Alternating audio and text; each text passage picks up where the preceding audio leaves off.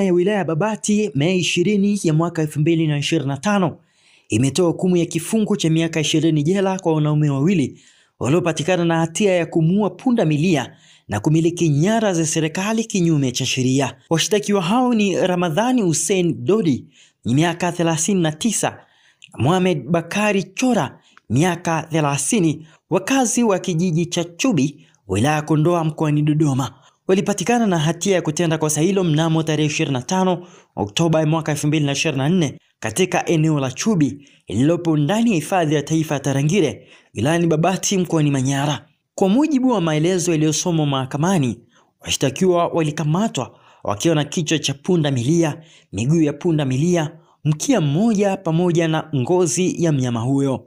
Nyama ya punda milia waliokuwa wakimiliki inakadiriwa kuwa na thamani ya dola za Kimarekani 1200 sawa